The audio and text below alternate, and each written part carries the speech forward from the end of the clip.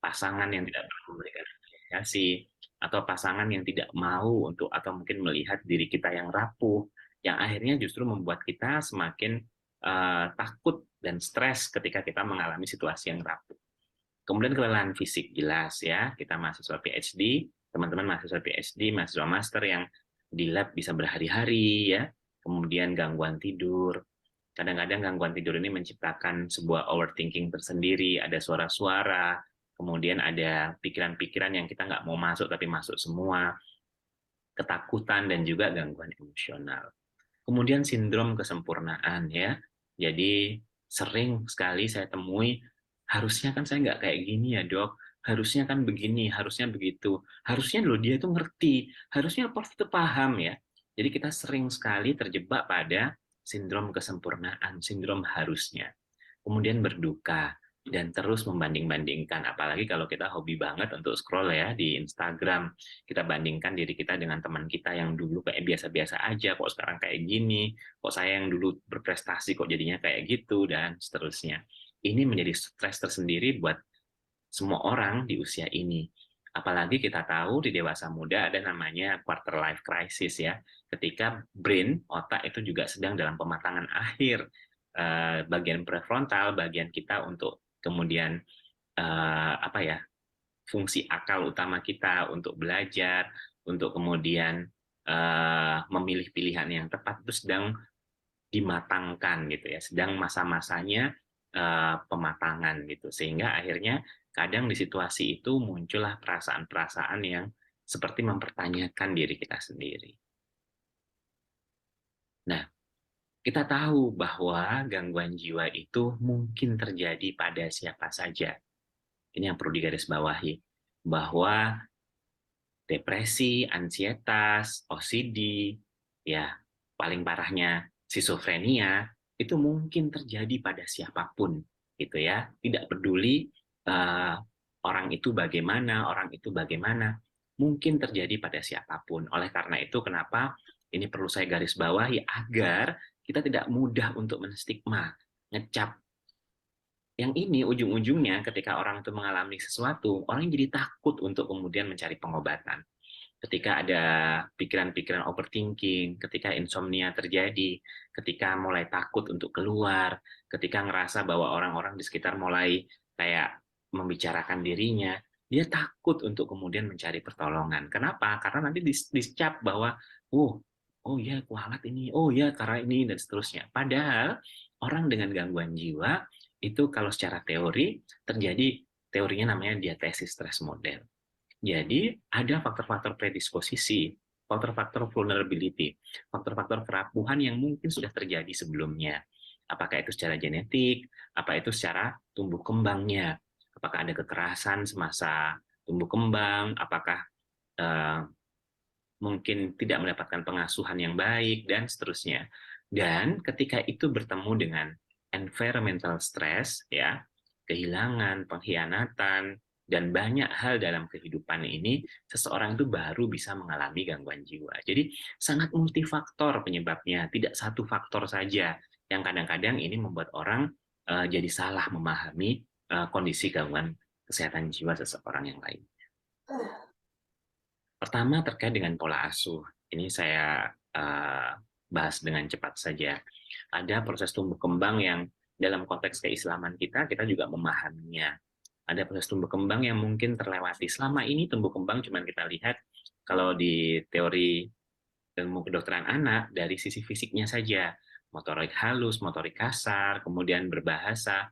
Tapi kita tidak bisa melihat, tidak pernah melihat bagaimana tumbuh kembang itu dari sisi attachment-nya, kelekatannya dengan perasaan aman. Itu dibentuk di usia 0 sampai 2 tahun. Kemudian apakah ada otonomi yang uh, diberikan pada dirinya. Ini biasanya dimulai di usia 2 sampai 4 tahun, di mana anak-anak mulai diajarkan untuk toilet training ya, dilepaskan popoknya. Biasanya mereka yang tidak diberikan keleluasaan untuk melakukan itu tumbuh jadi anak-anak yang istilahnya shame and doubt, ya, pemalu dan kemudian peragu. Kemudian bagaimana di usia 4 sampai 7 tahunnya ya. Di usia itu anak-anak mulai mengembangkan perasaan inisiatif, dia akan tampil, kemudian dia berharap ada tanggapan. Ketika tidak mendapatkan, mungkin dia akan tumbuh jadi orang-orang yang mudah memiliki rasa bersalah. Apalagi ketika di usia 0 sampai 2 dia mendapatkan rejection, penolakan dari pengasuh utamanya. Di usia 2 sampai 4 dia mendapatkan pengabaian, neglected ya. Di usia 4 sampai 7 dia dapat penghinaan, gendut, apa namanya cungkring dan seterusnya. Yang itu akhirnya menjadi sesuatu yang tersimpan sebagai identitasnya di hipokampusnya. Kemudian di usia 7 sampai 10 tahun di mana dia seharusnya dekat dengan ayahnya jika dia laki-laki, dengan ibunya jika dia perempuan, kemudian di masa industri di mana dia mulai untuk kemudian bisa membedakan antara hitam dan putih, baik dan buruk, dia tidak diberikan keluasaan dan kepercayaan di situ, maka terbangun inferiority-nya. Dan di usia 10 tahun ke atas, ketika dia seharusnya mulai sweet kedekatannya dengan ayah atau ibunya, kemudian dia malah kemudian mungkin tidak mendapatkannya. Yang ini bisa membuat dia mengalami kebingungan terkait dengan identitasnya. Apalagi ketika di usia 7-10 dia mendapatkan pengkhianatan, dia melihat pengkhianatan, atau dia baru tahu ternyata dia anak asuh, dan seterusnya. Kemudian di usia 10 tahun ke atas dia mengalami ketidakadilan. Biasanya ini dialami oleh anak-anak sulung ya, yang dia ngerasa banget ada hal-hal yang apa ya, kenapa dia harus selalu mengalah dan seterusnya. Ini akan tersimpan dan jadi sebuah memori tersendiri ketika nanti gagal dimaknai, seringkali ini menjadi sebuah faktor resiko terjadinya gangguan kesehatan jiwa. Kemudian ada faktor-faktor terkait dengan tumbuh kembang, ya. Kita tahu bahwa otak kita ini berkembang terus sampai usia awal 30-an atau mungkin dewasa muda. Baru kemudian kita bisa melihat tidak ada perubahan lagi terkait dengan tumbuh kembangnya. Jadi myelinisasi itu paling pesat di 1000 hari pertama atau di sekitar 2 tahunan, 0 sampai 2 tahun. Kemudian berhenti ya, 80% terbentuk di situ. Kemudian di usia 6 tahun mulai terjadi namanya pruning ya, akan dipilihi mana yang penting, mana yang enggak. Kemudian di 14 tahun nanti akan terjadi pemusatan ya, jadi istilahnya pikiran kita akan bergerak dari yang konkret ke yang abstrak. Kita sudah bisa untuk kemudian mereka-reka sebab akibat hipotetik ya, dan pada akhirnya akan terjadi pematangan dari prefrontal ya, terus kemudian menuju ke arah dari amigdala menuju ke prefrontal. Oleh karena itu kenapa di usia-usia remaja 14 tahunan sampai usia 30 tahunan biasanya ada kontrol emosi yang rendah, kemudian kita cenderung dramatik dan egosentris karena baru di usia 30 tahunan kita mengalami pematangan ya, penuh dari hampir sebagian besar prefrontal atau otak logika kita. Nah, apa yang terjadi kalau kita mengalami kekerasan atau mungkin mengalami trauma di masa kanak-kanak? Pada umumnya manusia itu otaknya kurang lebih gambarannya sebagian besar berisi terkait dengan cognition atau hal-hal terkait dengan pengetahuan dia, jarasnya saling menyambung. Kemudian sosial emosional, kemudian bagaimana dia melakukan regulasi, dan yang terakhir survival. Tapi pada mereka yang mengalami trauma atau mungkin peristiwa yang tidak nyaman dan itu kemudian tersimpan sepenuhnya sebagai sebuah identitas di hipokampus, maka sebagian besar otaknya itu berfungsi untuk survival. Jadi makanya mereka yang pernah mengalami kekerasan cenderung mereka susah untuk menerima belajarnya ya, kognisinya agak susah gitu ya, karena mereka cenderung hidup untuk mempertahankan dirinya. Kita bisa lihat di sini bahwa survival itu adalah pusatnya ada di reptilian brain ya. Oleh karena itu biasanya dia cenderung cemas, pencuriga, kemudian sering-sering tidak nyaman ya, karena mereka mengembangkan survival itu lebih besar dibandingkan regulasi sosial dan kognisinya.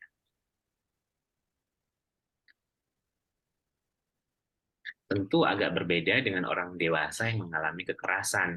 Kalau orang dewasa yang mengalami kekerasan atau peristiwa traumatik, mereka hanya terjadi perubahan pada amigdalanya. Tapi kalau pada anak-anak cenderung perubahannya itu hampir pada keseluruhan proses reseptor, kemudian tumbuh kembang otak di secara keseluruhan, baik itu prefrontal, kemudian amigdala maupun di hipokamp apa namanya eh, batang otaknya. Nah, ini kita juga bisa melihat bahwa stres-stres yang kita alami sehari-hari ini juga mengaktifkan namanya HPA aksis atau hipotalamus pituitari adrenal aksis. Jadi ini akhirnya menyebabkan uh, fungsi adrenal apa namanya aksis ini itu kayak lecek gitu ya. Jadi kayak sudah tidak bisa lagi melakukan regulasi dengan baik. Ketika kita stres, hipotalamus akan menyuruh CRH ini untuk menyuruh hipofisis mengeluarkan ACTH. ACTH ini akhirnya menyuruh adrenal, sebuah kelenjar di atas uh, ginjal kita untuk mengeluarkan adrenalin. Ini akhirnya menyebabkan kita deg-degan, bersegera, bersemangat untuk mengerjakan sesuatu yang menyebabkan kita stres itu. Akan tetapi, jika ini berlangsung terus-menerus, kelenjar adrenal ini dia akan mengeluarkan kortisol itu kelewat batas gitu ya, sampai akhirnya menyebabkan tidak hanya berefek pada perasaan kita harus segera menyelesaikan, tapi juga berefek pada fungsi di tubuh lainnya. Kita mulai jadi jerawatan, kemudian peningkatan gula darah, peningkatan berat badan, karena kortisol ini sudah tidak lagi bisa diregulasi. Sehingga ini kita kayak ngerasa kita harus waspada terus-menerus sepanjang hidup. Nah, ini akhirnya berdampak pada banyak sekali, ini saya rangkumkan sedikit dari beberapa gangguan kesehatan jiwa. Mulai dari gangguan mental organik, tentu saja ini diakibatkan oleh fungsi-fungsi organik ya, salah satunya kayak demensia, mungkin mengalami tumor dan sebagainya. Kemudian gangguan mental perilaku akibat penggunaan zat ya, mulai dari narkotika, kemudian banyak ya, kemudian gangguan skizofrenia, gangguan psikotipal, ini adalah gangguan-gangguan psikotik. Kemudian terkait dengan mood, kemudian terkait dengan gangguan fungsi tubuh, terutama karena ansietas, dan gangguan yang lain. Nah, sekarang kita bicara tentang apa sih dok ansietas? Ansietas itu adalah perasaan yang tidak nyaman, khawatir, disertai dengan gejala-gejala otonom, seperti sakit kepala, kemudian keringetan, kemudian deg-degan, kemudian rasa tidak enak dan di perut, atau kegelisahan motorik. Nah, jika ini berlangsung dalam waktu yang lama, tidak mereda, dan intensitasnya kuat dan berulang dan mengganggu fungsi sehari-hari, maka kecemasan yang kita alami itu tidak lagi hanya sebagai sebuah kecemasan, tapi sebagai sebuah gangguan. Apa gejalanya? Kognitifnya cenderung menyebabkan orang itu obsesif, berfokus pada apa yang menjadi perhatiannya itu. Kemudian lapang persepsinya jadi menyempit dan tidak mampu menerima rangsang dari luar. Perilaku dan emosinya khawatir, cemas, panik, tegang, perasaan tidak aman, ya. Kadang-kadang bahkan merasa kayak mau mati, ya. Komponen fisiknya berkeringat, gemetar, jantung berdebar, ya. Semua gejala-gejala introsepsi itu muncul. Jenis-jenis gangguan ansietas sangat beragam, mulai dari yang sifatnya somatisasi, jadi kayak nyeri lambung yang terus-menerus, atau kayak nyeri dada yang berulang, kayak serangan jantung, ya, sampai kemudian itu jadi fobia. Kemudian ketika muncul seseorang, takutnya datang, ya, atau mungkin jadi panik, tanpa rangsang sekalipun, perasaan kayak tercekik dan mau mati itu datang. Atau jadi GAD, GAD itu General Anxiety Disorder. Jadi takutnya itu ngambang, jadi kayak nggak jelas tapi takut aja, nggak sangat kuat tapi juga nggak sangat rendah. Atau gangguan cemas yang bercampur depresi. Yang itu kadang-kadang gambarannya psikosomatik ya. Jadi seolah-olah gangguan tubuh ya, tapi faktanya sebenarnya yang terjadi gangguan secara psikologisnya. Nah, kadang berpengaruh pada kondisi hipertensi, kemudian jadi gampang sesak, kemudian jadi gatel-gatel, dan banyak lagi. Nah, mereka yang mengalami ansietas sering sekali mereka berlari atau mencari kompensasi dengan melakukan perilaku-perilaku adiktif. Ya, perilaku-perilaku adiktif apakah itu baik itu penggunaan zat, rokok, alkohol, maupun perilaku-perilaku behavior ya, adiktif behavior kayak misalnya menonton pornografi, kemudian melakukan self harm ya. Awalnya itu dilakukan dengan coba-coba atau konsumsi biasa. Tapi kemudian ini sering dilakukan biasanya karena ada proses toleransi. Dia akan menambah jumlahnya karena semakin apa istilahnya semakin apa ya dengan jumlah yang sedikit tidak terasa ya sehingga akhirnya menambah jumlahnya. Jika itu dilakukan terus-menerus terjadilah proses habituasi atau dia menjadi terbiasa. Nah, ketika habituasi terjadi orang akan mengalami proses yang namanya obsesi ketika dia tidak bisa lagi menahan sesuatu untuk kemudian tidak melakukannya. Jika itu dilakukan berulang, maka terjadilah proses adiksi. Ketika seseorang itu tidak bisa lagi menyetop meskipun dia tahu bahwa itu sesuatu yang membahayakan buat dirinya. Gitu.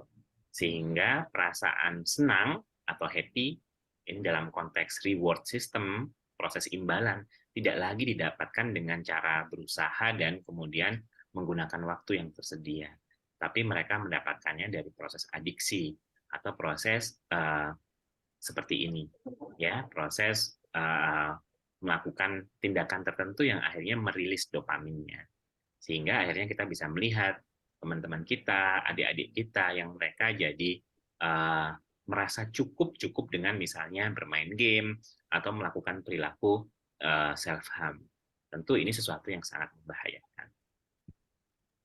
Nah, perilaku adiktif ini sangat banyak modelnya. Ada yang modelnya kodependensi, kemudian nggak bisa kalau nggak bisa dengan pacarnya, dengan pasangannya, atau dengan yang lainnya, atau dengan melekat penuh dengan makanan ya, sehingga akhirnya terjadi obesitas, melekat penuh pada gambling, seks, pekerjaan dan seterusnya. Ya, ini semata-mata cara berlari terhadap ansietas yang dialaminya. Yang kedua adalah depresi. Ini juga paling sering terjadi. Gangguan suasana perasaan, tertekan, sedih, kehilangan minat, dan tidak dapat menikmati apapun. Biasanya bisa main badminton bareng, biasanya bisa ikut kajian bareng, tapi sekarang rasanya hambar semua. Serta semangat yang turun. Ya, kalau memang dalam konteks kesehatan itu ada kriteria waktu minimal 2 minggu. Di Indonesia angkanya terus naik ya, dan yang paling menyedihkan pada depresi ini sebagai penyebab tertinggi seseorang melakukan tindakan suicidal atau bunuh diri. Ini adalah dua gejala utamanya adalah mood yang terlihat depresi dan kemudian apatis atau kehilangan ketertarikannya untuk melakukan tindakan yang biasa dilakukan. Gejala-gejala lainnya, penurunan berat badan, jadi kurus, jadi berantakan, kumisnya, jenggotnya nggak pernah dirapikan, kemudian gangguan tidur, kemudian agitasi, ya tiba-tiba dia melakukan tindakan-tindakan yang di luar kontrolnya, kemudian kelihatan lemah, letih, lesu, sudah istirahat tapi capek terus, kemudian perasaan bersalah, nggak berguna, ngerepotkan, aku jadi beban saja, kemudian terjadi disfungsi pada eksekutif, nggak bisa mikir, kognitifnya menurun, dan yang paling parah mungkin terjadi ide-ide terkait dengan bunuh diri. Biasanya pada awal-awal disertai gejala-gejala fisik, mudah sakit kepala, kemudian menstruasi sering nggak teratur, kehilangan hasrat seksual, dan nyeri-nyeri. Ingat teman-teman sekalian, seseorang itu melakukan bunuh diri karena dua hal. Karena dia merasa menjadi beban, ya.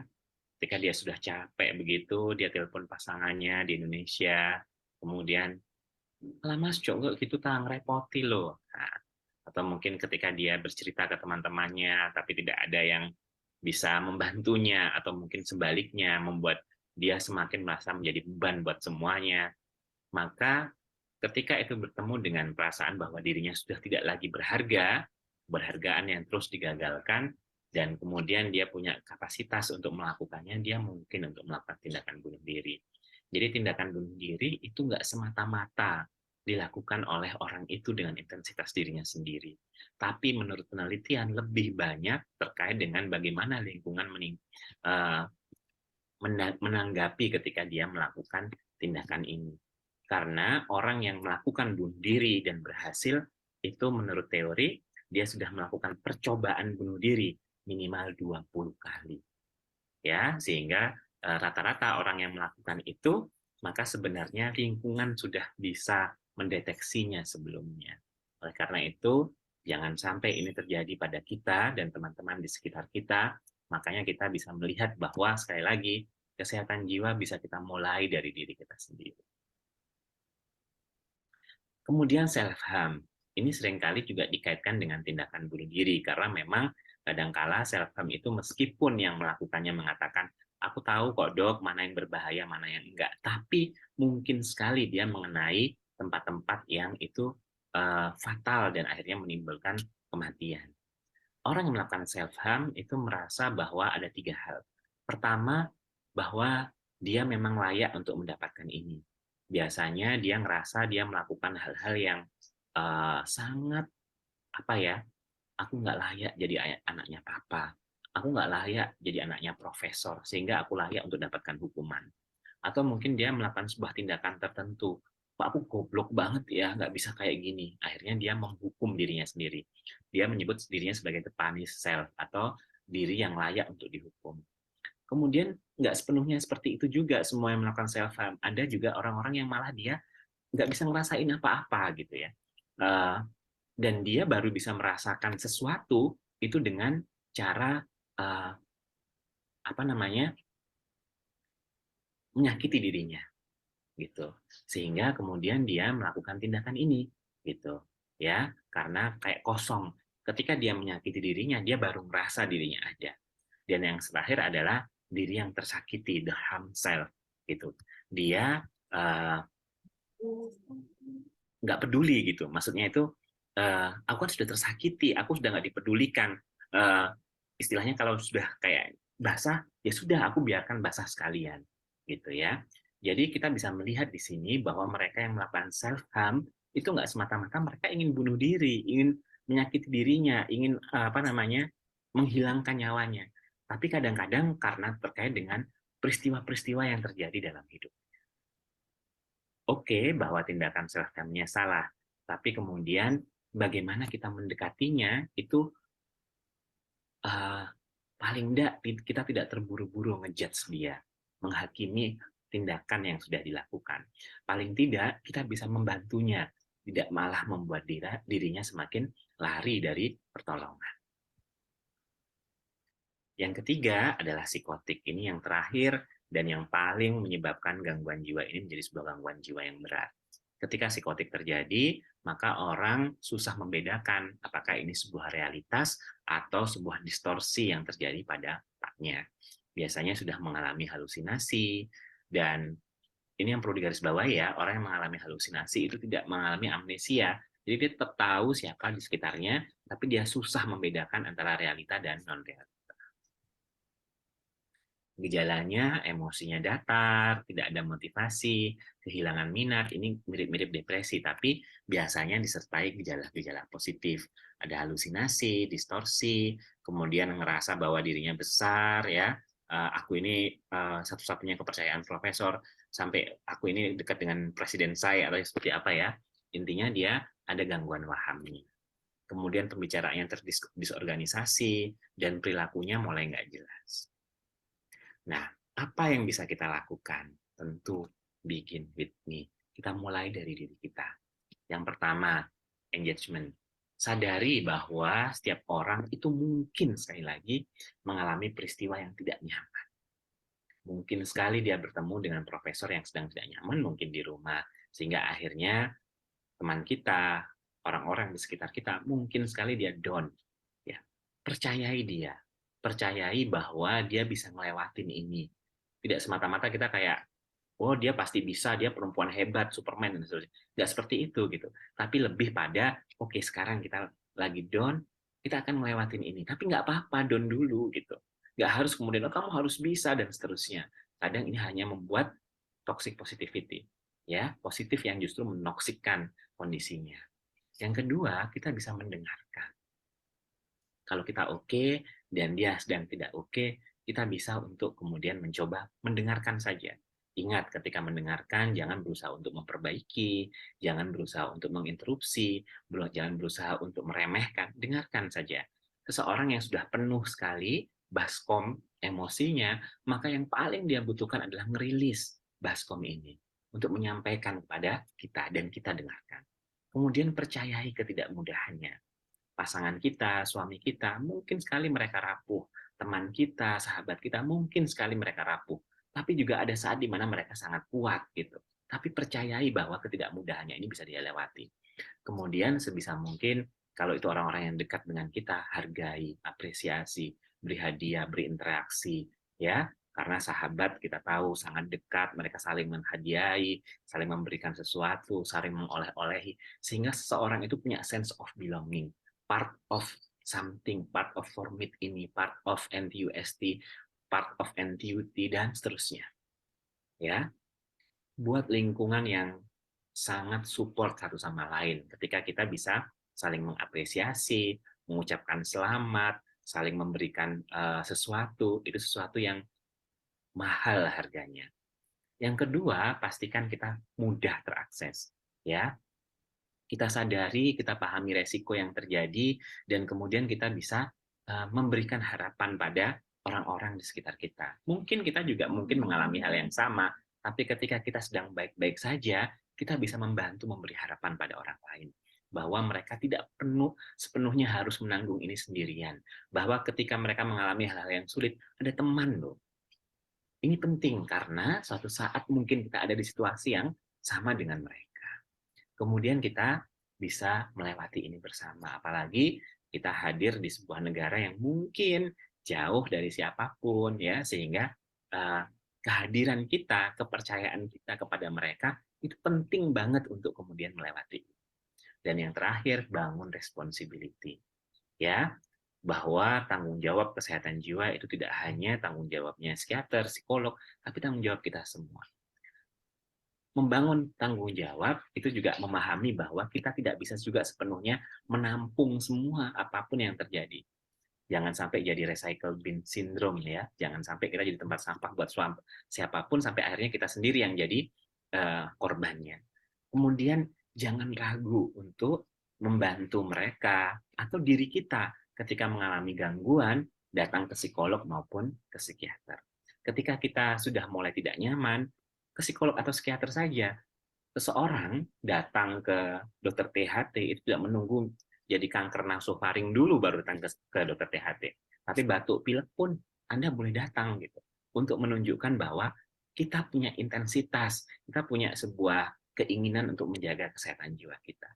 Kemudian selalu cek kesehatan emosional kita. Kalau kita sedang tidak nyaman, maka nggak perlu scrolling berlebihan, nggak perlu harus menanggapi semua komen di WhatsApp, dan selalu bercermin kondisi kesehatan jiwa kita.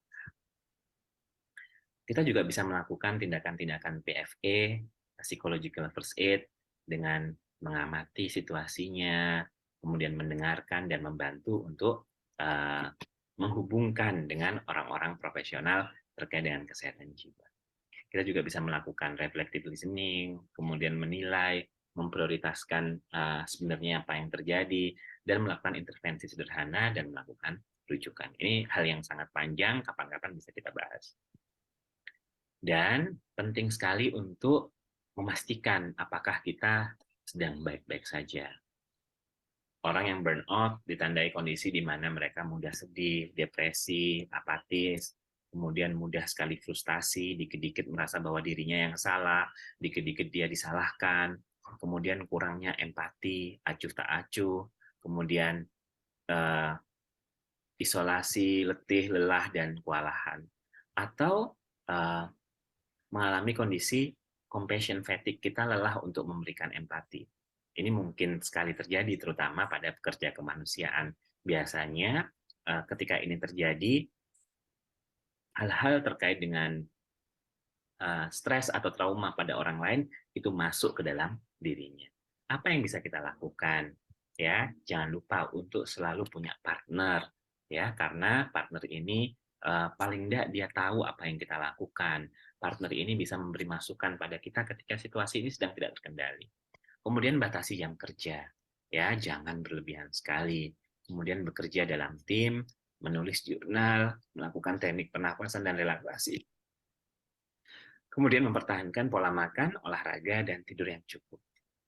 Dan penting sekali untuk berkata tidak ketika kita tidak bisa melakukannya. Semakin kita multitasking, semakin kita ngerasa bahwa diri kita yang bisa sendirian, semakin mudah sekali kita mengalami gangguan terkait dengan kesehatan jiwa. Demikian, semoga bisa membantu dan bisa memulai kita semua untuk merawat kesehatan jiwa kita. Terima kasih. Assalamualaikum warahmatullahi wabarakatuh. Oke, terima kasih kepada Pak Catur.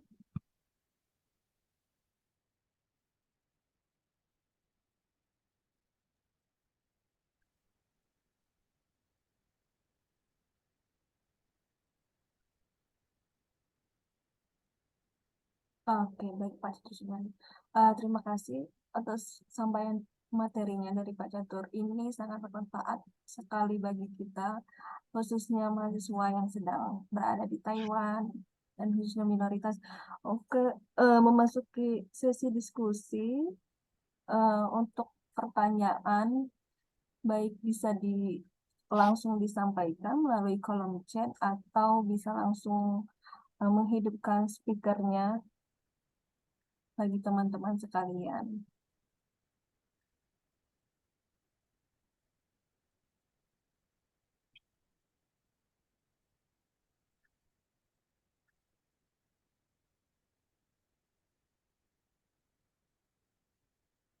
Di sini Bapak Catur sudah ada bergabung di kita.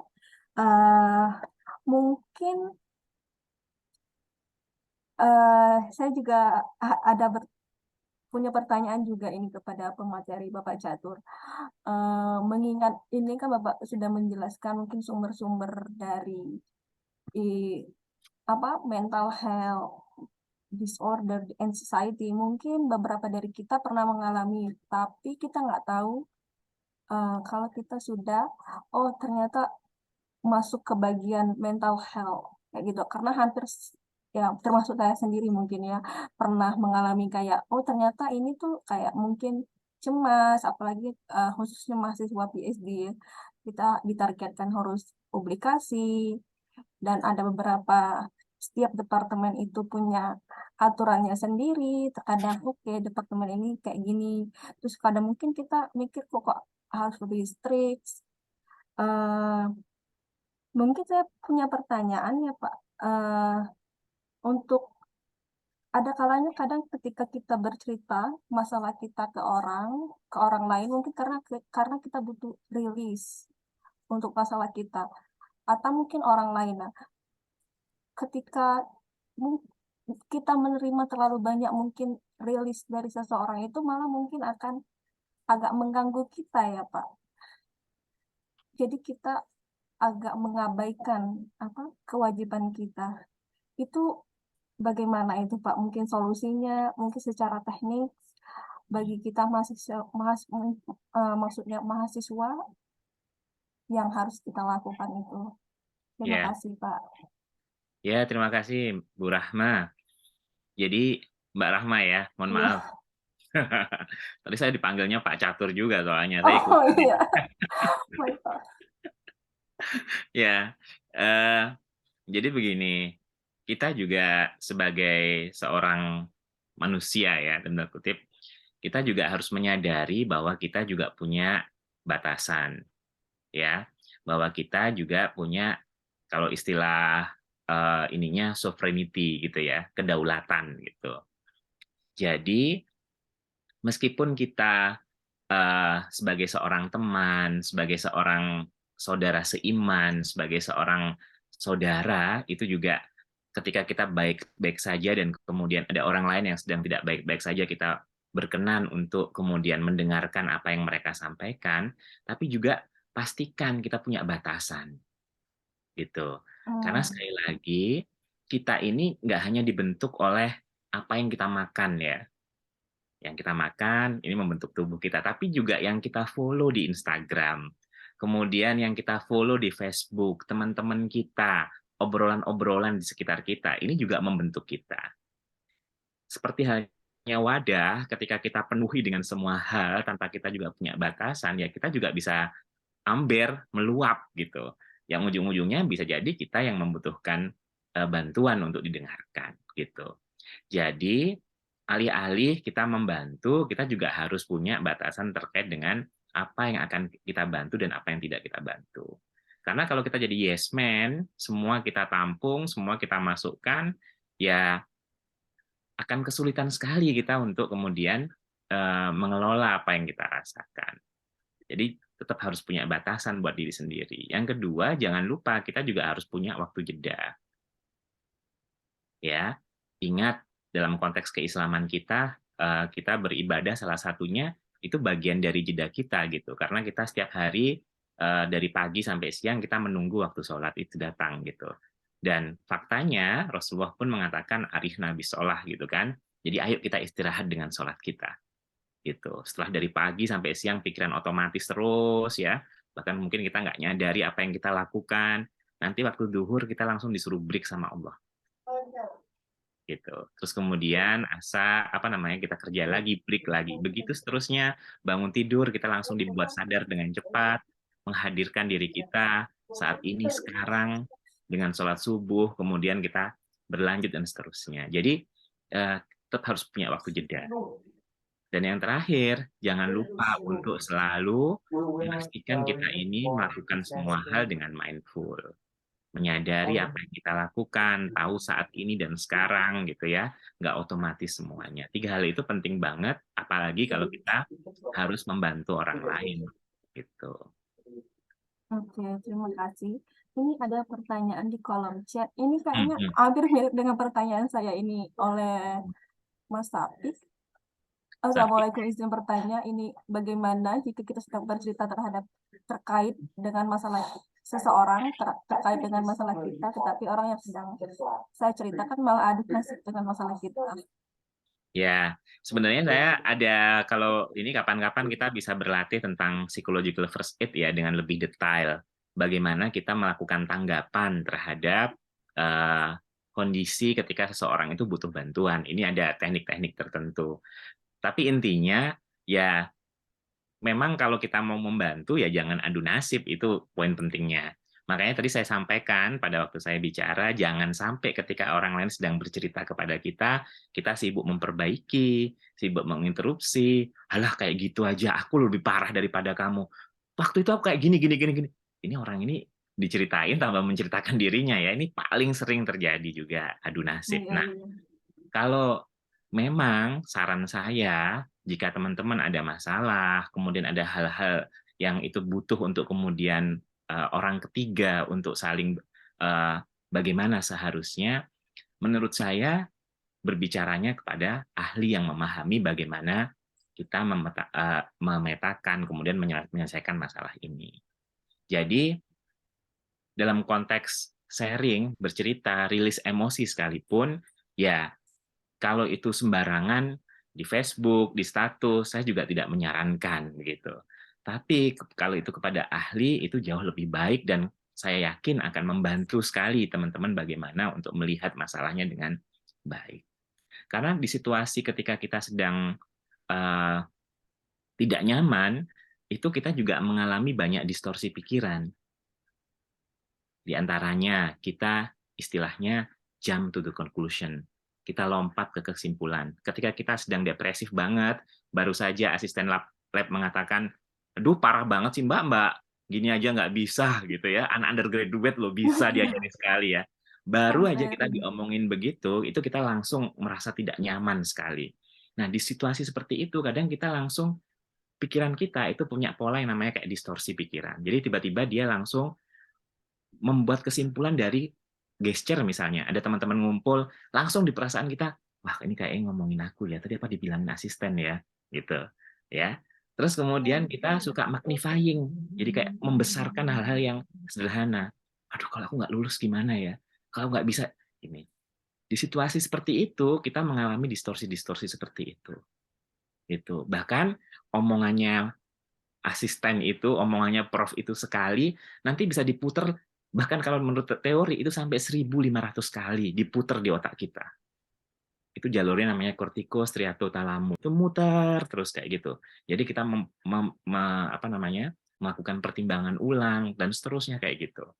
Jadi di situasi seperti itu kita butuh orang ketiga, gitu. Karena kita mengalami distorsi tadi. Oleh karena itu, kalau saran saya buat Mas yang tadi tanya, Mas Taufik, cari ahli yang bisa membantu. Demikian. Oke. Selanjutnya pertanyaan dari izin bertanya, Dok. Kalau dilihat dari materi yang dokter sampaikan, sepertinya saya mengalami gejala anxiety ketika sedang dalam kondisi penuh dengan deadline atau ketika terlalu banyak menggunakan otak kita untuk bekerja. Itu normal atau sebenarnya mulai ada masalah, Dok? Ya, gejala anxiety kayak timbul sakit kepala, kayak kadang ada masalah perut juga, gitu, Dok. Kalau kondisinya sudah eksesif, artinya itu sudah berlebihan sekali. Kemudian yang kedua, itu sudah mengganggu daily living kita, ya. Jadi kalau dalam konteks klinis itu dia sudah berkeliling ke banyak sekali dokter kemana-mana, USG. Saya yakin ini ada sakitnya, tapi di USG nggak ada apa-apa ya. Atau mungkin dia mengalami kayak seolah-olah serangan jantung, pingsan, dibawa ke UGD, di EKG, nggak ada apa-apa mas, ya gitu ya. Itu, nah kalau situasi itu sudah eksesif, kemudian tidak ada penyebab, tapi jadi gini, anxiety itu tidak ada sumbernya. Sumbernya adalah pikiran yang berulang tadi itu. Jadi profnya nggak ada di depan mata, kemudian temen yang suka gosipin itu nggak ada di depan mata, tapi kita cemas terus-menerus, introspection kita hidup terus. Jadi kayak lampu nggak bisa dimatikan, gitu. Nah, kalau situasi sudah seperti itu tandanya kita sudah butuh bantuan, gitu. Ya, kadang-kadang kalau secara klinis, kalau misalnya kita sudah berkeluarga, tidak bisa berhubungan seksual, ya, terus kemudian pikiran kita obsesif banget, kadang-kadang sampai ada overthinking, bahkan mungkin kalau yang sudah sangat relatif ini bahkan ada kayak suara-suara, ya, kadang-kadang suara-suaranya prof, aduh bangun ya, nah kayak gini. Gitu. Oke. Kalau seperti itu, eksesif, kemudian, mengganggu daily living, mungkin ini butuh bantuan.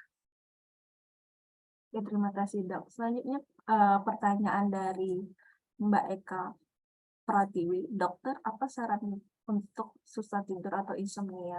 Apa yang bisa kita lakukan untuk supaya tidur lebih teratur? Oke, memang, ketika winter seperti ini kadang agak sulit ya untuk mengelola tidur karena memang, secara umum, eee, winter begini itu kan meningkatkan melatonin kita, terutama di saat-saat, seharusnya melatonin itu sedang turun. Misalnya kayak pagi, kemudian, apa namanya, eee, yang intinya karena seringnya gelap, seringnya dingin, akhirnya kita jadi cenderung di saat yang seharusnya kita itu tidur, kita jadi nggak bisa tidur. Dan kita bawaannya melu biasanya dengan peningkatan melatonin ini, gitu. Nah, memang sarannya kita melakukan namanya sleep hygiene atau, perilaku-perilaku yang bisa membantu kita untuk lekat dengan tidur kita. Kalau memang kita tidak ada gangguan secara organik, ya, apakah itu penggunaan obat atau mungkin kita minum kopi di atas jam 12 siang, karena kita tahu kopi secara umum kafein kalau itu di atas 300 miligram, dia bisa bertahan sampai 12 jam. Jadi kalau kita memang ngopi, kalau bisa tidak di atas 12 jam 12 siang, kalau kita memang ingin tidurnya awal. Kemudian yang kedua, pastikan kita lakukan sleep hygiene, artinya gunakan tempat tidur untuk tidur. Ya, gunakan tempat tidur untuk tidur, tidak untuk melakukan hal-hal lainnya. Kalau bisa kayak belajar, macam-macam, itu memang terpisah dari tempat tidur kita. Karena di situasi tertentu, ketika kita kayak ada kaitan tidur, apa namanya, aktivitas lain itu dengan sesuatu yang terkait dengan emosi kita, itu kadang membuat kita nggak bisa tidur. ya. Hmm. Misalnya kayak pas kita lagi meeting di atas tempat tidur, kemudian ada hal yang nggak nyaman, kadang-kadang itu eh, terbawa, ya. Kemudian pastikan kita tidur dan bangun di jam yang sama meskipun itu hari libur. Ya, kadang kita kalau hari Sabtu Minggu, waduh sudahlah sekalian aja bangun siang gitu ya. Nah, ini kadang-kadang akhirnya menyebabkan kita mudah mengalami gangguan tidur, gitu ya. Kemudian kalau misalnya teman-teman biasa tidur jam 10, lakukan itu ya. Jangan sampai karena kita ada sesuatu hal, kita memutuskan untuk tidur terlambat gitu. Kemudian kalau teman-teman nggak bisa tidur, misalnya di atas tempat tidur sudah maksimal setengah jam, maka segera pergi dari tempat tidur. Lakukan aktivitas dulu. Ya, jangan berlama-lama di atas tempat tidur ketika kita tidak bisa tidur. Karena kalau kita berlama-lama di atas tempat tidur, yang terjadi kita malah semakin obsesif. Ini kenapa ya nggak bisa tidur? Ya Allah, kenapa sih aku nggak bisa tidur? Itu akan semakin membuat kita nggak bisa tidur. Jadi kalau nggak bisa tidur, turun. Aktivitas sesuatu. Ya, tapi ya jangan yang membuat kenyang, macam-macam ya, jangan ya. Ya, mau baca-baca, mau sholat sunnah, mau ngapain, intinya aktivitas. Gitu. Nanti setengah jam, coba tidur lagi. Jangan terus di atas tempat tidur. Ini juga terjadi pada orang-orang tua. Nah, yang terjadi kalau kita lagi depresi, lagi ansietas, tidur kita cenderungnya tidak berkualitas. Tidur itu kapan-kapan mungkin teman-teman bisa ngobrolin tentang tidur itu ada 4 fase, plus 1 fase REM namanya. Nah, di fase 1, 2, itu tidur kita ini masih tidur yang istilahnya mengantarkan ke deep sleep di fase 3 dan 4. Kita kalau atau kita depresi atau ansietas, tidur kita cenderung di 1, 2. Sehingga itu seringkali membuat kita gampang terbangun. Atau membuat otot-otot kita itu belum rileks di 3 dan 4. Akhirnya kita mungkin tidur, tapi otot-otot kita nggak rileks ya, dan ujung-ujungnya ketika bangun tidur kita tetap lelah dan rasanya kita nggak tidur. Pada orang tua biasanya memang mereka cenderung tidurnya itu di 1, 2, sehingga memang biasanya orang-orang tua itu mengatakan kepada anak-anaknya, "Aku lo kayak isok turu." "Lah mak nggak delok amen turu kok." Gitu ya. Itu sering terjadi, gitu. Oke, terima kasih, Dok. Selanjutnya pertanyaan dari Pak Dwinto dulu ya. Ini, Dok, maaf sebagai awam, bagaimana pertimbangan kita memilih konsul kesehatan mental antara ke psikiater atau psikolog? Dan jika diperkenankan, oh iya nanti slide-nya akan di-share ya. Ya, slide-nya bisa di-share, sudah saya kirimkan ke Mbak Rahma ya. Iya, iya. Mhm. Eh, Mau kemana? Ke psikolog atau ke psikiater? Sebenarnya kami psikiater, saya ini psikiater, psikiater itu adalah dokter dengan spesialisasi kedokteran jiwa. Kami juga dididik untuk mengenali semua teori psikologi, ya, karena pendidikannya lebih dari 4 tahun, jadi kayak kita tumpuk-tumpuk sekolahnya begitu ya.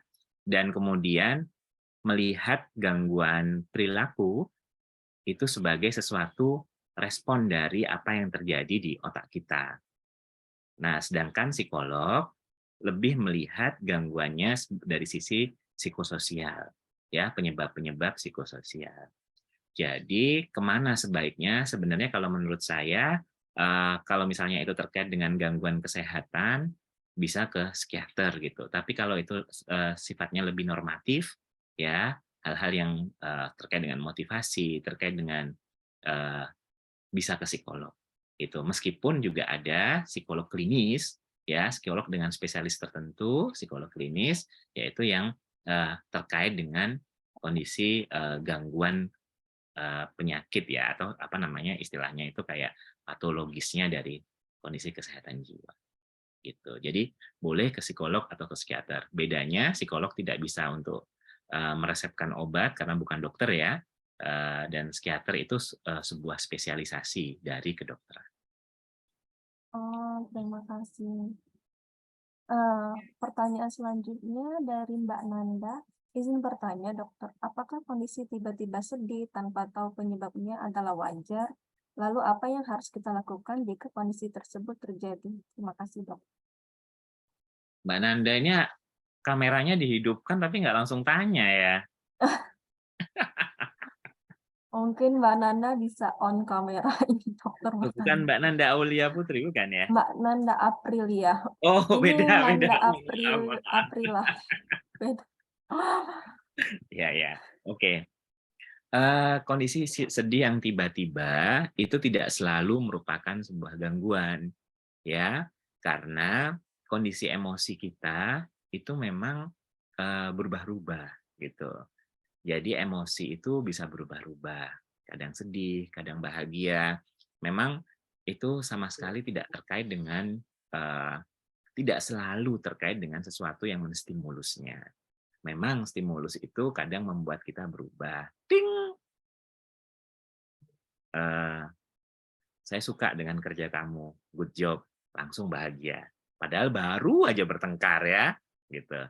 Jadi kondisi sedih dan bahagia itu kadang sesuatu yang tidak tidak selalu, berubah karena sebuah stimulus. Artinya, eee, kalau ini tidak sampai menyebabkan sesuatu yang menyebabkan, apa ya, gangguan pada kehidupan kita sehari-hari, kemudian ini juga tidak sampai akhirnya menyebabkan kita jadi, menunjukkan gejala-gejala yang saya ceritakan tadi, maka bisa dikatakan ini bukan sebuah gangguan. Bisa jadi kalau misalnya kita perempuan ya, itu respon hormonal yang terjadi di tubuh kita, ya. Kalau kita lihat tadi diagram yang saya ceritakan, eee, proses hormonal, menstruasikah, atau hal-hal yang lainnya, itu sangat terkait dengan kondisi emosional kita. Apalagi kalau teman-teman misalnya punya gangguan-gangguan autoimun ya, karena, eee proses hormonal itu dikelolanya itu di hipotalamus dan pituitari dan itu adalah kalau kita lihat tadi jalurnya sangat terkait dengan kondisi emosional kita. Jadi, kalau pertanyaannya ketika sedih tiba-tiba apakah itu selalu gangguan? Tidak selalu. Tapi apakah itu mungkin sebuah gangguan? Mungkin saja. Karena kayak depresi itu ada itu kan tadi yang saya ceritakan yang besar-besar ya, ada beberapa gejala-gejala depresi yang lainnya juga, kayak misalnya distimia. Biasanya itu terjadi karena ada peristiwa tertentu di masa lalu yang itu kemudian istilahnya tidak selesai betul dan kemudian ini terus membuat kita merasa tidak nyaman, merasa kurang, merasa bahwa ada sesuatu yang salah dari hidup kita. Sehingga biasanya gejala umumnya kita itu nggak sedih betul, tapi juga nggak bisa untuk bergembira. Jadi ketika semua orang sedang ngobrol, ketawa, rasanya kok kok kering banget ya, kayak nggak bisa ketawa, nggak bisa ikutan dengan yang lainnya.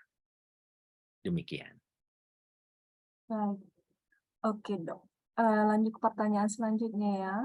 Ini dari Megi. Mhm, Assalamualaikum, dok. Izin bertanya waalaikumsalam. sebelumnya, bagaimana cara menenangkan diri kita sendiri ketika kita mengalami stres berkepanjangan dan tekanan batin? Oke. Dan juga hal kecil apa yang harus kita lakukan agar kita tidak mengalami panik dalam situasi apapun? Oh, ini ada pertanyaan lagi gitu.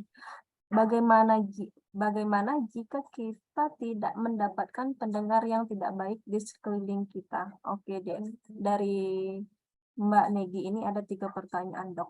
Pertama, mengalami stres berkepanjangan dan tekanan batin dulu kali ya. Terus Oke ya, dalam situasi apapun, panik, ini juga. Oke, Dok, dipersilakan. oke, baik. Jadi tekanan batin, hal-hal yang itu, eee, dimaknai oleh diri kita sebagai sesuatu yang tidak nyaman, itu ibarat kayak gini loh, ini ya, ini gelas, kemudian, "Kamu itu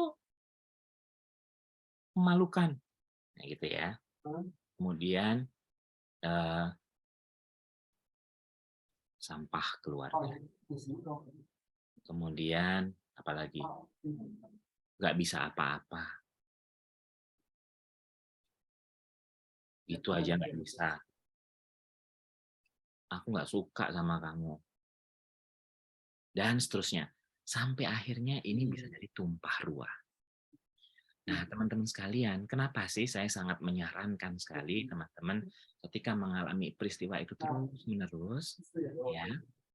Bahkan kalau ibu-ibu itu sering banget ngalami yang saya ceritakan di depan tadi ya, namanya silent pressure gitu, mental load, beban-beban yang sebenarnya bukan tanggung jawabnya, tapi dia ngerasa itu tanggung jawabnya terus ya, sedang ngerjakan tesis yang dipikirkan, aduh nanti ini gimana, belum masa ini, belum masa itu, dan seterusnya. Nah, kalau ini terus-menerus, ya, ini bisa tumpah dan akhirnya menyebabkan kita mengalami sebuah gangguan. Kenapa kok harus datang? Dengan datang, teman-teman itu bisa kayak gini loh. Jadi Bu, sebenarnya peristiwa itu terjadi kapan? Kita bisa dibantu untuk mengurai kembali apa sebenarnya yang terjadi. Supaya apa? Supaya ini mungkin peristiwanya tetap terjadi dan pasti akan tetap terjadi. Memorinya akan ada, tetap akan ada. Tapi kita bisa memaknai kembali. Oh, jadi yang seperti itu tuh seperti ini ya. Oh, kita akan bantu pelan-pelan, ahli kesehatan juga akan bantu Ibu pelan-pelan, sehingga Bapak Ibu sekalian, wadah kita yang tadi kepenuhan tadi, ketika ini termaknakan, kita akan bisa lihat ini jadi sesuatu yang longgar sekali. Gitu. Pertanyaan pertama. Pertanyaan kedua, Pertanyaan kedua ini, kira apa? panik dalam situasi apapun tuh. Jadi, kuncinya Bapak Ibu terkait dengan panik, panik itu terjadi karena seringkali respon kita itu adalah respon yang otomatis. Ya, misalnya buka pintu. Astagfirullahaladzim, gitu ya. Baru ditinggal sebentar. Gini. Oke, jadi kalau menurut ahli dan kita sendiri diajarkan juga dalam mengelola stimulus itu adalah kita memberikan jeda. Kalau di psikologi, kita biasanya disuruh berhitung untuk mencegah impulsivitas. Misalnya, kita lagi mau marah banget, itu kita disuruh berhitung 1 sampai 10. Karena memberi jeda 10 detik saja, itu membuat kita, istilahnya kalau di otak kita, itu ada 3 macam otak besar, besaran otak ya. Yang namanya batang otak, ini adalah survival kita, yang menghidupkan interoception kita yang otomatis tadi, kemudian amigdala dan prefrontal. Amigdala ini adalah otak emosi kita. Kalau kita menghadapi stimulus itu langsung kita respon, itu yang akan bekerja adalah amigdala. Ya, itu yang akhirnya menyebabkan kita jadi emosional banget. Gitu. Tanpa mikir istilahnya kayak gitu. Nah, jadi sarannya adalah beri jeda. Kalau kita menghadapi semua situasi, latihan untuk memberi jeda. Gitu. Makanya kalau kata Rasulullah, kalau kamu ingin marah, duduk. Kalau kamu masih ingin marah, tidur. Ya, kemudian kita disuruh ambil wudhu. Supaya apa? Supaya kita ambil jeda. Tapi wudhunya juga jangan cepet-cepetan juga, habis itu marah gitu ya. Wudhunya itu dirasakan airnya. Airnya ini dingin, apa panas. Ya, terus kemudian ketika kumur dirasakan di mulut. Oh, astagfirullah. Ya. Kenapa kita penting untuk memberi jeda? Supaya otak yang bekerja bukan lagi amigdala, tapi prefrontal. Kalau kita menggunakan prefrontal, dijamin kita tidak akan berespon yang tanpa kita tidak sadari. Karena kita tahu, oh kalau begini nanti akan begini. Jadi, gimana dok cara hal kecil kalau kita mau panik semuanya? Beri jeda. Mau panik, duduk. Ada banyak metodenya. Kapan-kapan mungkin kita bisa belajar ya. Saya pinginnya sih offline aja karena situasinya sudah gampang. Kita bisa belajar nafas square 4 kali 4 ya. Breathing di perut supaya apa? Supaya heart rate-nya menurun, deg degannya turun. Kemudian kita menyentuh sesuatu, kita peluk sesuatu, itu juga merilis oksitosin kita, ya. Berikan jeda. Kalau misalnya memungkinkan, wudhu. Kalau misalnya memungkinkan, sholat 2 rakaat. Intinya kita melakukan sesuatu. Kalau di dalam rumah, keluar rumah. Kalau kita tiduran, kita berdiri berjalan. Ya, jadi dengan memberi jeda seperti itu, amigdala yang mau muncrat kemana-mana, mau membajak semua aktivitas kita, jadi bergeser ke prefrontal kita. Demikian. Oke.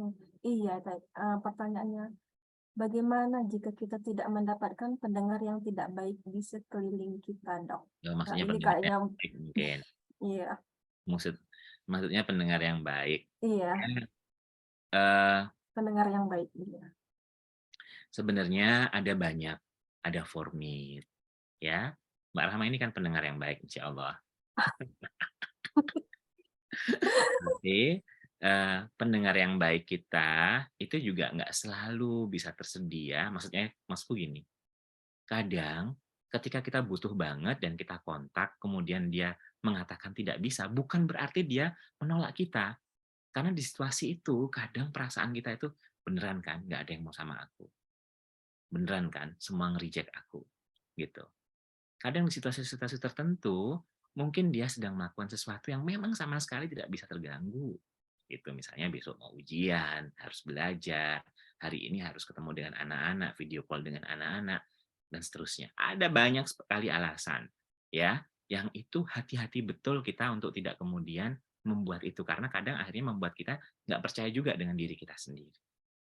Jadi, kalau kita nggak punya pendengar yang baik, sebenarnya ada ruang-ruang diskusi yang banyak sekali. Kalau teman-teman nggak punya link, teman-teman bisa download misalnya kayak Alumedica. Di situ bisa ketemu psikolog, psikiater. Bayar, Dok. Bayar 20.000. Itu kan berapa ya kalau dirupiahkan? Kalau di NTD-kan berapa, Mbak? 20.000. 40 NT ya? 40 NT. Itu Nggak per tahu. bulan, Dok? Itu untuk per Satu kali oh, 1 konsultasi. kali. Ya. Itu di Alumedica, ya. Mmm, Atau di ruang-ruang lain kalau misalnya memang formit mau bikin sesuatu, tapi juga nggak harus bikin sesuatu. Tapi ngobrol sebentar, ya, saling bertukar pikiran sebentar, itu akan membantu kita. Karena kadang ketika kita ngobrol, bercerita, kita akan bisa bantu orang lain. Dan ketika kita bisa bantu orang lain, itu perasaan sense of belonging kita lagi dibutuhkan, sense of mastery kita itu tumbuh. Itu yang membantu kita untuk lebih percaya diri.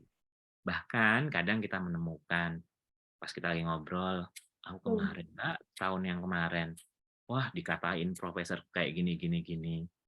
Ah, tapi ternyata ya alhamdulillah sekarang sampai sini."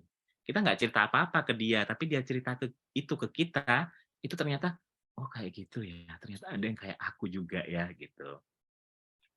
Dulu aku waktu masih koas, Dek, aduh nggak bisa apa-apa, ya jahit aja nggak bisa, misalnya kayak gitu ya, cerita ke koasnya. Padahal dia habis dimarahi gara-gara salah jahit misalnya.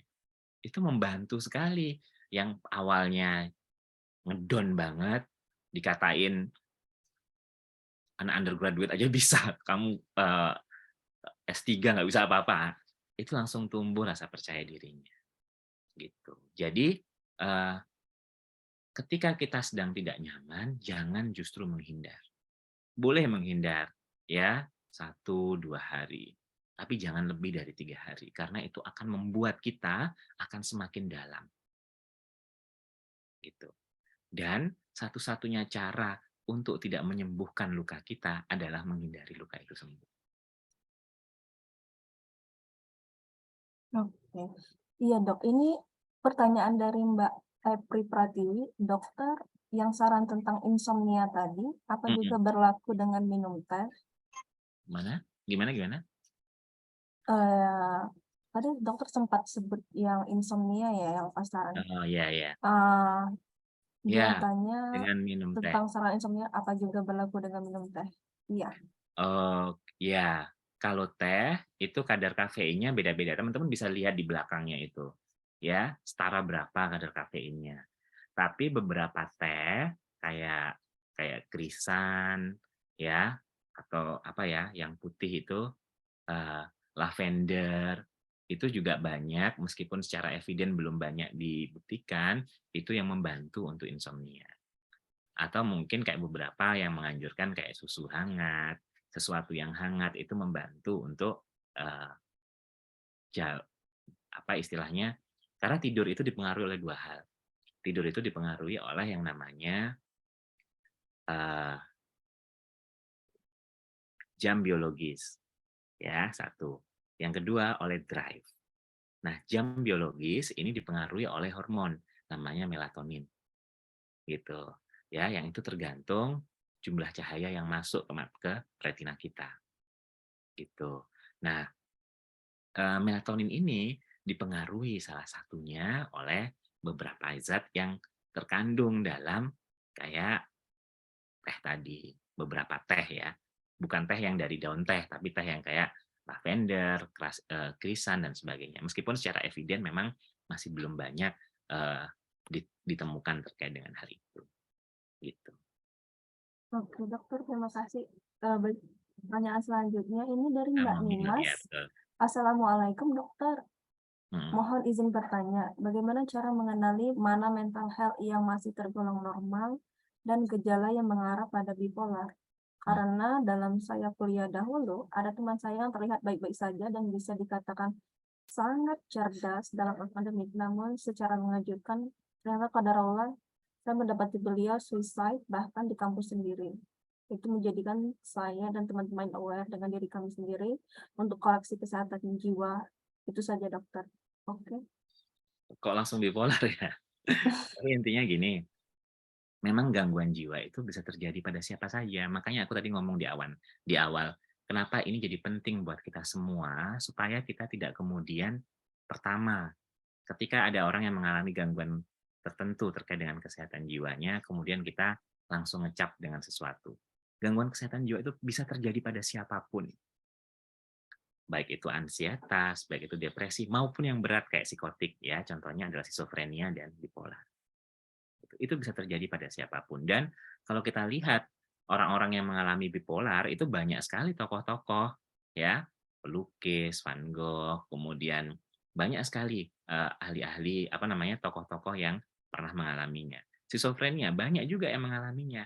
Artinya mereka yang mengalaminya pun bisa hidup dengan baik-baik saja gitu, seperti orang pada umumnya. Kadang stigma yang kita capkan ke mereka ini yang membuat mereka males berobat. Kamu kenapa sih kok minum obat terus, kecanduan loh," gitu. Akhirnya dia nggak mau minum obat. Padahal dengan minum obat itu membantu, regulasi dopamin yang tidak bisa lagi, tidak dibantu dengan obat-obatan, seperti pada bipolar maupun skizofrenia.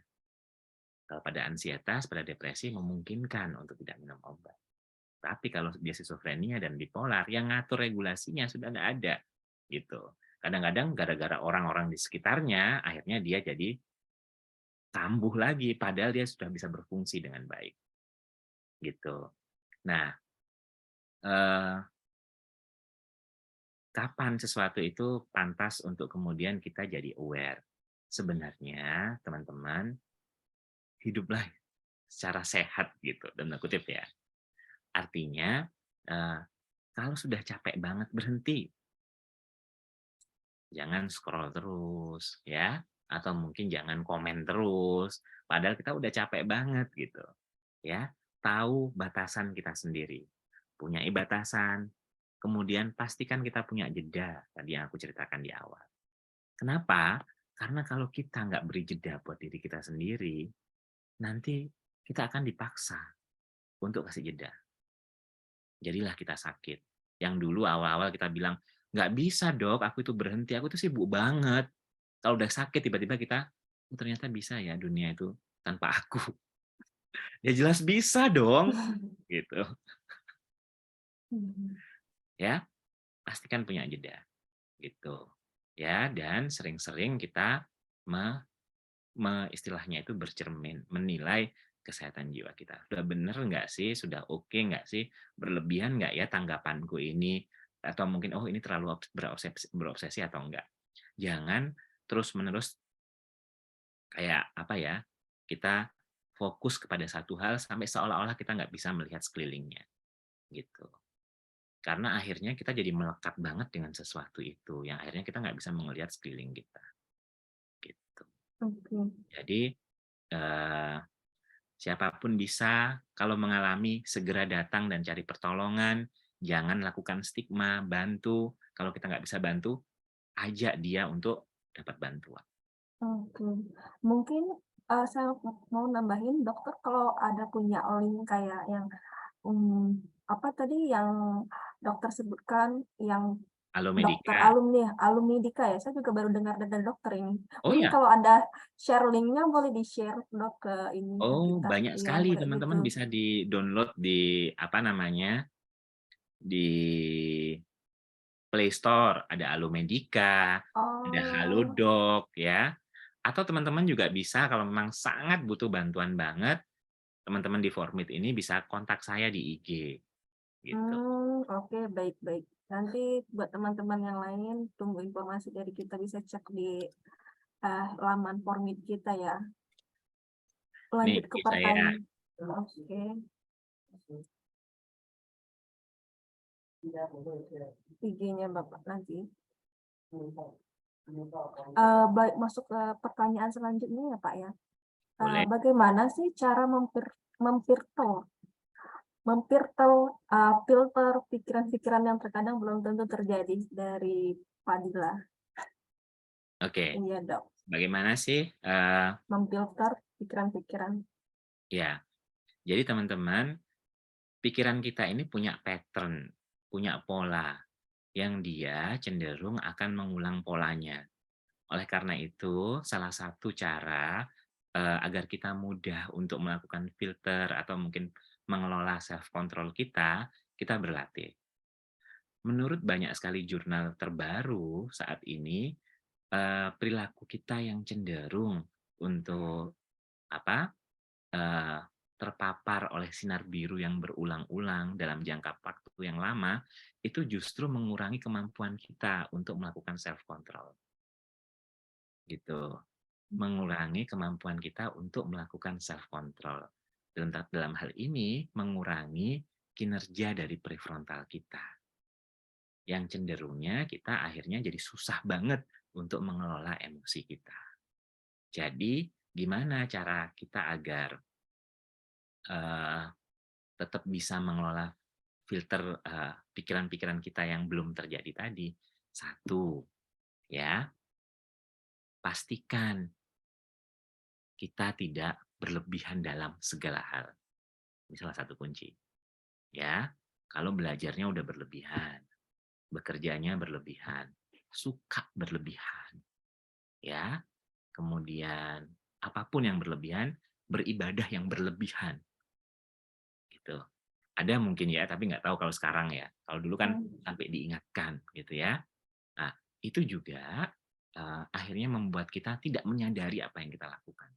mmm, Ngetrans gitu. Itu sangat tidak sehat gitu. mhm. Jadi yang berlebihan-berlebihan stop.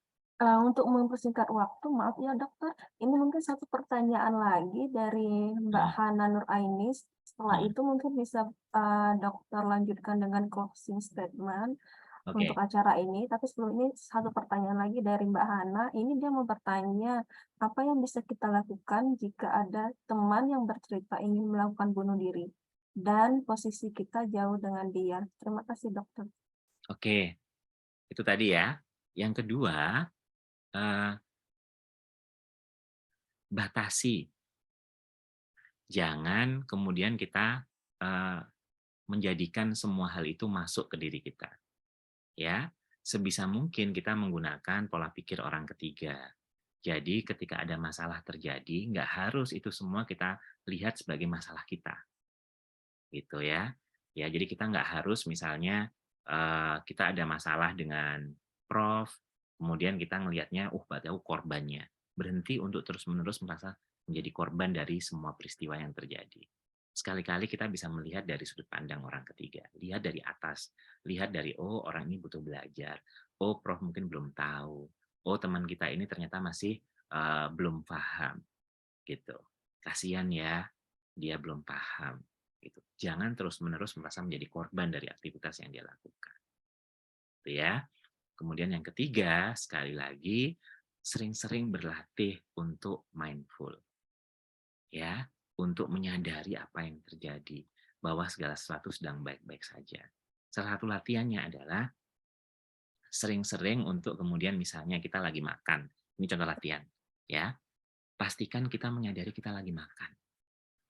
Kalau ini karena kita ini ya, muslim dan ini adalah formid, maka ketika kita makan pastikan kita menyadari apa yang sedang kita doakan. Bismillahirrahmanirrahim. Kemudian ini salah satu contoh latihannya, ketika makan ambil 1 sendok. Kemudian sendoknya taruh. Pelan-pelan kunyah apa yang ada di mulut kita. Dan kemudian rasakan. Cari rasanya. Karena teman-teman sekalian, hampir 80%, mungkin 90% di antara kita ketika kita makan, itu pikiran kita kemana-mana. Tadi sudah apa belum ya?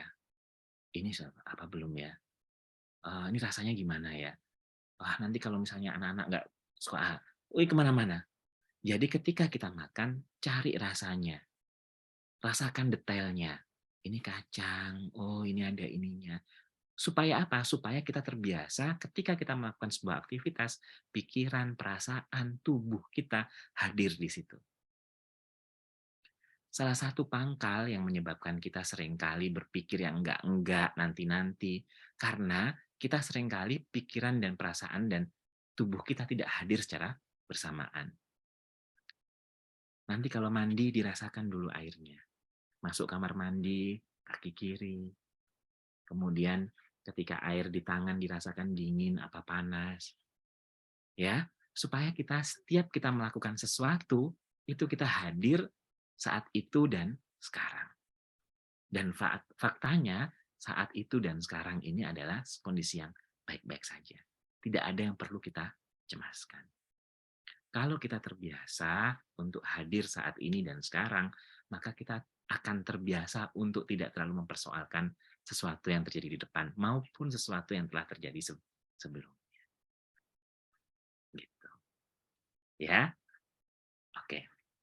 Pertanyaan terakhir, kalau misalnya Oh, kita ini tadi Dok, apa yang bisa kita lakukan jika ada teman yang bercerita ingin melakukan bunuh diri dan Mhm, posisi kita jauh dengan dia?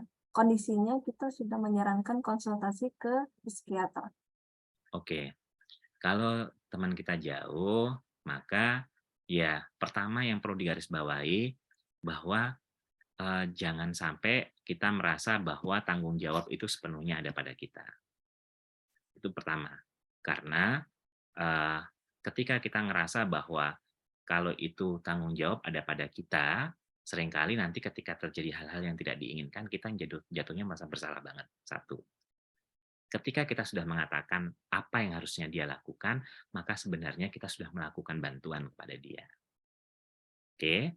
Yang kedua, ketika kita mendengarkan apa yang dia sedang keluhkan, maka bantu sesuai dengan apa yang dia katakan.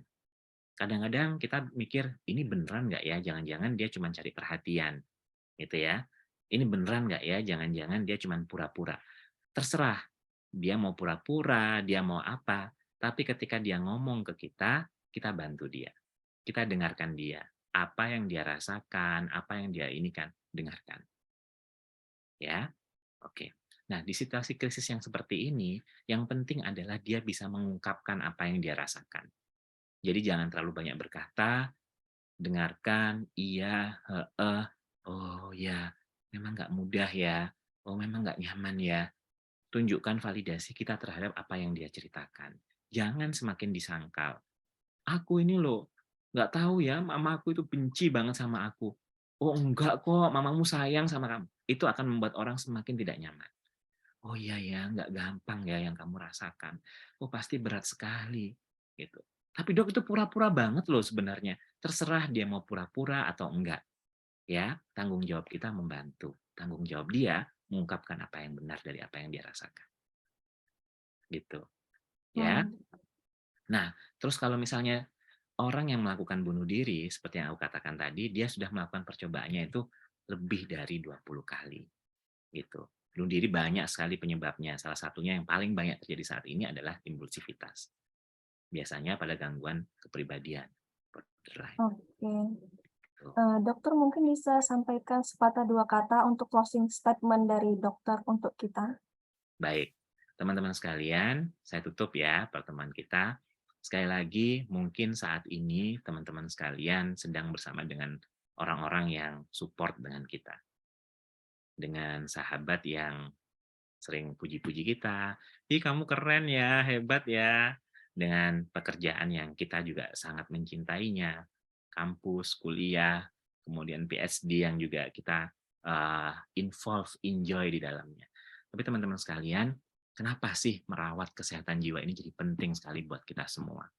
Kalau udah capek, kenapa aku katakan berhenti scroll lah.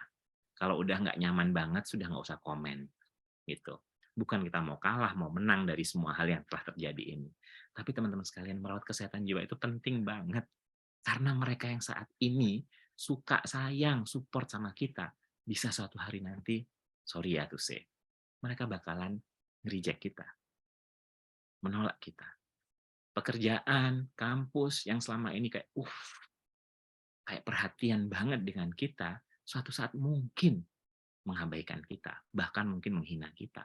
Bahkan teman-teman yang selama ini kayak runtang-runtung kemana-mana, suatu saat nanti mungkin banget mereka berkhianat ngomong di belakang kita. Ya, dan mungkin sekali mereka dolim, berbuat tidak adil dengan kita. Oleh karena itu, kenapa penting banget kita merawat kesehatan jiwa? Karena nanti ketika semua orang itu menghadap sebuah sisi yang berbeda dan kita menghadap sebuah sisi yang, kok aku sendirian ya? Ketika kita merawat kesehatan jiwa kita, ketika kita menjaga aktivitas harian kita bisa duduk, tarik nafas, dan kemudian kita bergumam, hasbunallah wa ni'mal wakil. Sungguh Allah lebih dari cukup buat aku. Dan sungguh diri kita lebih dari cukup. Terima kasih. Terima kasih kepada Dokter Catur. Oh iya Pak, berikut ini saya untuk penyerahan sertifikat ke Bapak secara simbolis saya tampilkan di sini ya. Share screen untuk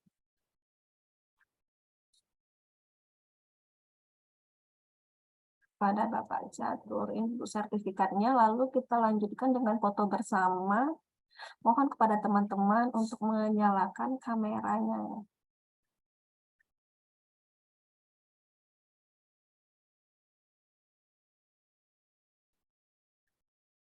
Ini Mbak, sudah siap semua. Maaf ini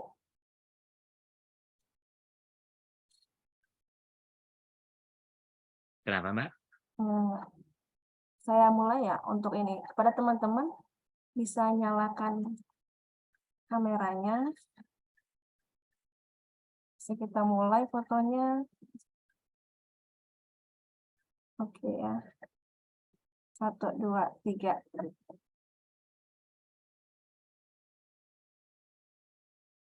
Apa kabar Mas Binto, Mas Umam, Mas Yusuf?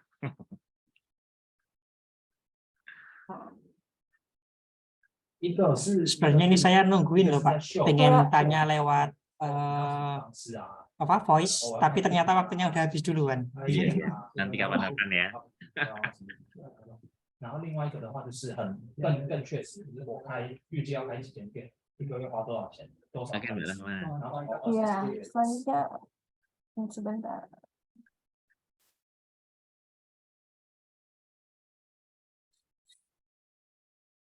Ini Mbak Nana juga ikut men-screenkan foto kah? Maksudnya? Iya, Mbak. Oh, udah ya? Oke. Itu saja. kita tutup acara ini, kita baiklah bersama-sama Alhamdulillah. melepaskan alhamdulillah dan mengucapkan doa kafaratul majlis. Subhanakallahumma wa bihamdika asyhadu an la ilaha anta astaghfiruka wa atubu ilaik. Ya Allah, segala sanjungan untukmu, aku bersaksi bahwa tidak ada Tuhan selain Engkau dan aku mohon ampun dan bertobat kepadamu. Saya selaku moderator untuk acara hari ini memohon maaf atas segala kehilapan serta jika ada salah kata kepada Allah saya mohon ampun. Baiklah, saya ucapkan hamdalah. Assalamualaikum warahmatullahi wabarakatuh. Waalaikumsalam warahmatullahi wabarakatuh. Matur nuwun. Matur Terima nuwun. kasih, nggih. Terima kasih Dokter Catur. Sama-sama, nggih Mbak Nanda. 对，是2年嘛，就是八级嘛，是啊。Oke. Pamit dulu Mbak Nanda, Mbak Rahmat. Terima kasih Iya, atas iya. eventnya yang menarik. Terima Assalamualaikum. kasih Waalaikumsalam. Terima kasih semuanya. Saya izin live. Terima kasih.